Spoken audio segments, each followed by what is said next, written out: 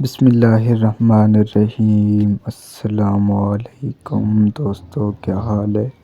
امید کرنا سارے دوست برا ٹھیک ہو سن۔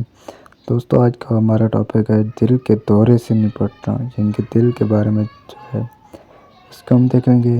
تو دیکھتے ہیں دوستو، ہارٹ اٹیک یا دل کا دورہ عموماً خون کی نالیوں میں رکاوٹ پیدا ہونے کے باعث پڑتا ہے۔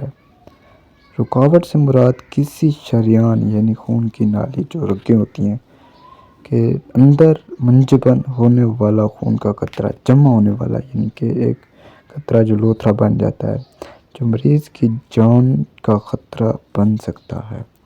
اس طرح خون میں پیدا ہونے والی رکاوٹ کو کورونری تھرومبوسس کہا جاتا ہے۔ اس رکاوٹ کا دارومدار اس پر ہے کہ وہ کتنا نقصان دل کو دے سکتی ہے۔ ہارٹ اٹیک میں سب سے بڑا خطرہ یہ ہوتا ہے کہ دل کی دھڑکنیں بے ترتیب ہو جائیں یا دل دھڑکنا بند کر دے۔ اگر آپ کو یہ خدشہ ہے تو فوراً ڈاکٹر سے مشورہ کریں۔ دوستو، دل کے دورے کی علامت بہت زیادہ پسینہ آنا، سانس پھولنا، ہونٹوں کے گردنے لاہٹ جو ہے، یہ دل کے دورے کی وجوہات ہیں، علامات ہیں۔ مریض سے علامات دریافت کرنا: اگر وہ دم گھٹتا ہوا ہو، نقاہت یا سر چکرائے، یہ علامات دل کی بیماری کی ہیں۔ جن کے سر درد یا سر چکرائے تو یہ دل کی بیماری کی علامات ہیں۔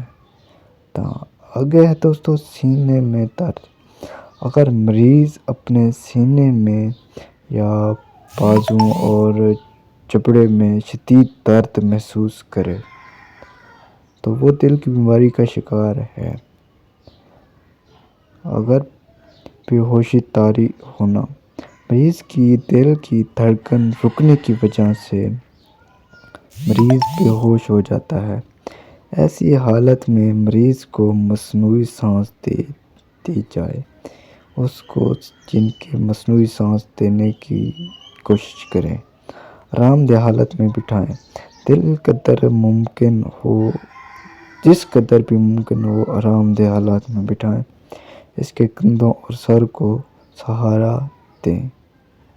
تو یہ تھی آج کی ویڈیو۔ امید کرنا آج کی ویڈیو آپ کو پسند آئے گی۔ اگر پسند ہے تو یوٹیوب چینل سبسکرائب کریں۔